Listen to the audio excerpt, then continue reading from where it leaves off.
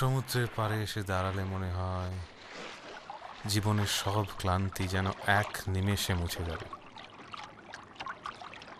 সত্যি প্রকৃতির সঙ্গে মানুষের কি নিবিড় সম্পর্ক।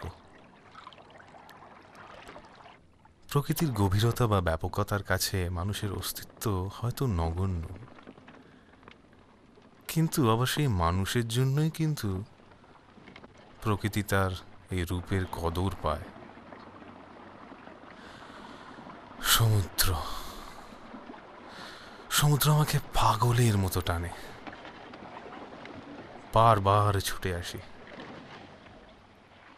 কিছু প্রশ্নের উত্তর খুঁজি, আমাকে কখনো নিরাশ করে না। এই লেখক জীবনের যত সংশয়, দ্বন্দ্ব, হতাশা সব যেন একটা পাহাড় প্রমাণ ঢেউয়ের ঝাপটায় ভেঙে গুঁড়িয়ে দেয়। বলে চলো চলো। ফিরে যেতে মন চায় না, কিন্তু যেতেই হবে। শুধু যাওয়া আশা, শুধু স্রোতে ভাষা।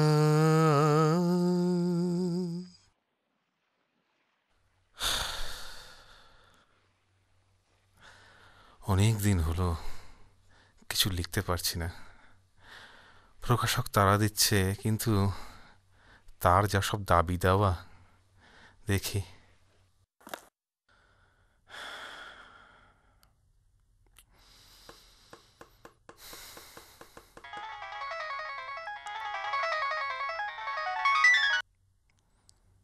হ্যাঁ বলুন। হ্যাঁ, লেখা এখনো চলছে। হ্যাঁ বলেছি তো আপনাকে, শেষ হলে জানাবো। আচ্ছা ঠিক আছে। হ্যাঁ হ্যাঁ, আপনার পছন্দ মতোই হবে। হ্যাঁ আচ্ছা ঠিক আছে তাহলে। হ্যাঁ আরে বাবা, হ্যাঁ প্রথম পাতাতেই আপনার জিনিস থাকবে। হ্যাঁ সেই জিনিস জিনিস থাকবে। হ্যাঁ ঠিক আছে। আচ্ছা তাহলে ওকে, হ্যাঁ রাখি।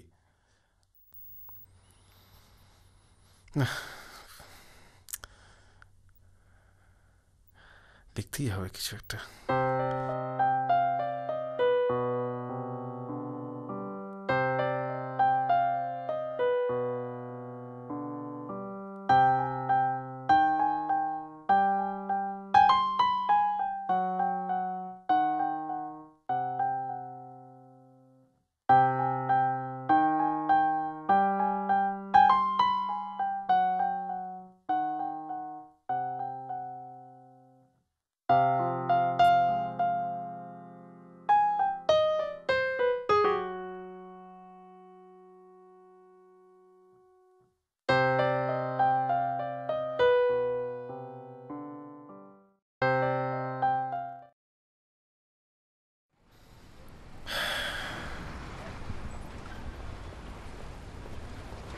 আমার শহর, আমাদের সকলের শহর,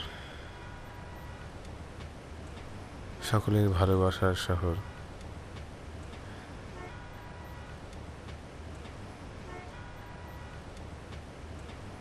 আরে আরে এই এই অশোক, এই এই যে ওপরে, আরে কি খবর? এই তো আয় আয় আয়। হ্যাঁ আয়।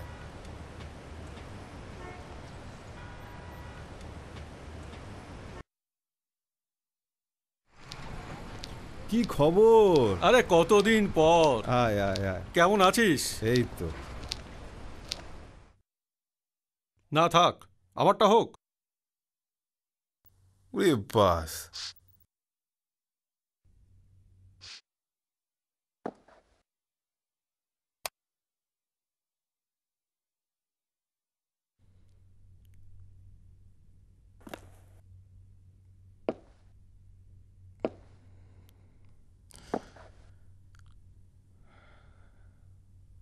না করছি বলতে ঠিক কিছুই করছি না।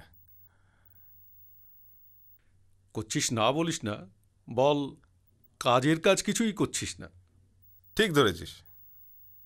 আচ্ছা, এভাবে কতদিন চলবে বলতে পারিস? একটু লাইনে আসা যায় না? মানে? পয়সা, পয়সার গুরুত্ব ইগনোর করতে পারিস? আমি কি উন্মাদ? না, তাহলে তাহলে এই অবস্থাটা? নিজেকে দেখ আর আমাকে দেখ, অনেক দিন তো হলো। এবার জেদটা ছাড়, আমার কথা শোন। ওসব তত্ত্ব রেখে এবার কমার্শিয়ালভাবে লেখালেখি শুরু কর। আরে বাবা, দেখ যুগটা কি চাইছে, অ্যান্ড জাস্ট কেটার টু, ব্যাস। পাচ্ছি না, পাচ্ছি। আরে আপনি হঠাৎ? আমি আসলে একটু অসুস্থ।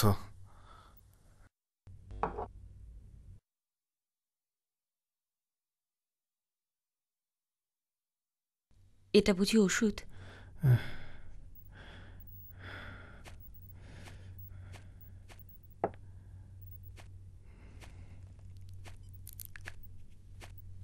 চলুন।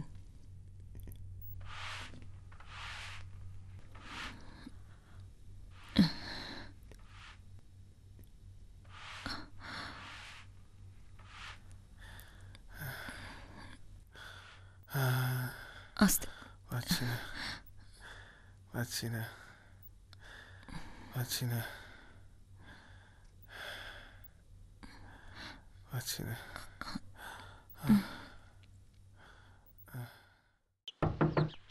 কে? আসতে পারি? আসুন। সুপ্রভাত। Good morning. কেমন আছেন এখন? এই, চাটা খান। Thank you. প্লিজ চেয়ারটা টেনে নিন।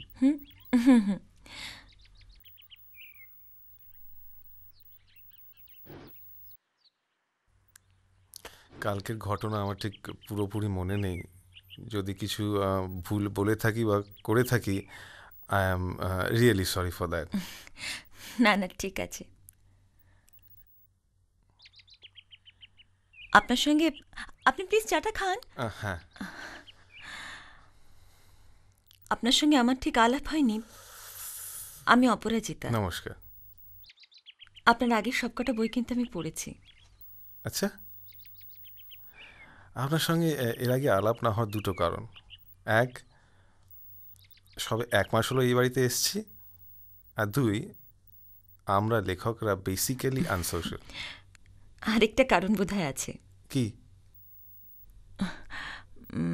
মানে এ বাড়িতে আসার পর একসঙ্গে অতটা ওষুধ বোধহয় এর আগে আর কখনো খাওয়া হয়নি।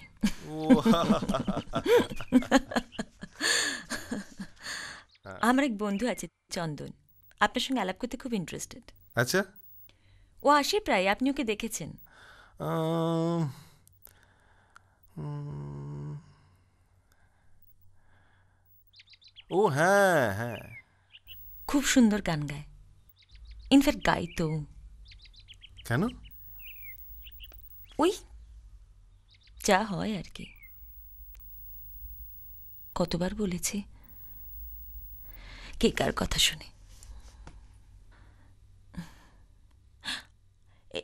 এই দেখো, কথায় কথায় অনেক দেরি হয়ে গেছে, আমাকে উঠতে হবে। আমাকে আবার সেই ছুটতে হবে অফিসের জন্য। আসছি। আবার আসবেন কিন্তু। হ্যাঁ নিশ্চয়ই। এই কি, থাক। ঠিক আছে। এই হে, থ্যাংক ইউ।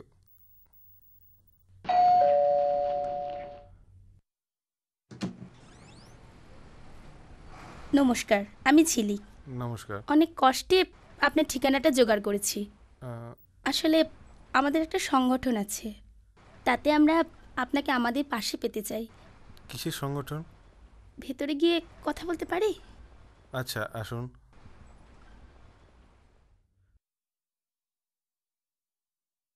আমাকে প্লিজ আপনি বলবেন না। আমরা আসলে মধ্যবিত্ত মানসিকতা বিরোধী। এই মানসিকতা শব্দটার উপর বিশেষ জোর দেওয়া প্রয়োজন। তার কারণ অর্থনৈতিক দিক থেকে আমরা সবাই মধ্যবিত্ত। আমরা বলতে আমাদের সংগঠনের কথা বলছি। আহ, আপনারা ঠিক কি করেন? আপনি আবার আপনি বলছেন? ও সরি, তোমরা কি করো? আমরা আমরা পাড়ায় পাড়ায় ট্যালেন্ট খুঁজে বেড়াই। তার জন্য আমরা বিভিন্ন ধরনের অনুষ্ঠান করি। এই ধরুন গান বাজনা, লেখালেখি, ছবি আঁকা, আরও বিভিন্ন বিষয়ের ওপর আমরা নানান ধরনের অনুষ্ঠান করি। আপনি জানেন না কত ট্যালেন্ট আছে আমাদের চারপাশে। আমরা কিন্তু আপনাকে আমাদের পাশে চাই। প্লিজ আপনি না করবেন না। আমরা ভীষণভাবে চাই আপনি আমাদের সঙ্গে থাকুন, আমরা অনেক উৎসাহ পাবো। এনিওয়ে, আপনি কিছু লিখছেন না কেন অনেক দিন হলো?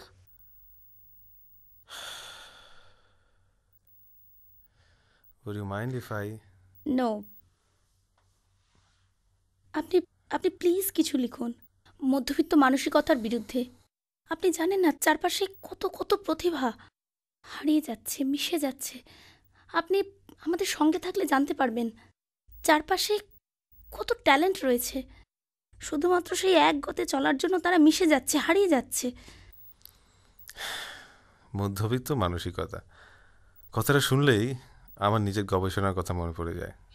রমেনদাদের পরিবার, রমেনদা, বৌদি, তাদের ছেলে বুম্বা, আর টোটাল মিউজিক্যাল ফ্যামিলি। নিজেদের গানের স্কুল ছিল, বন্ধ হয়ে গেছে। না, মেয়েটার নিষ্ঠা থেকে সত্যি কিছুটা অনুপ্রাণিত বোধ করছি। ঝিলিক, কি সুন্দর নাম। এক ঝিলিক রোদ্দুর, যেন মেঘলা দিনের মিষ্টি উপহার। বিষয়টা নিয়ে আবার শুরু করব। চরিত্রগুলো একটু ছকে নিই। রমেনদা, বৌদি, বুম্বা তো আছেই। নিচের তলার অপরাজিতা, আহা, বড় ভালো মেয়ে।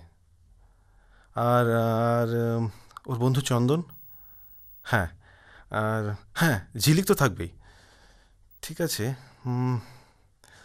দেখি ব্যাপারটা।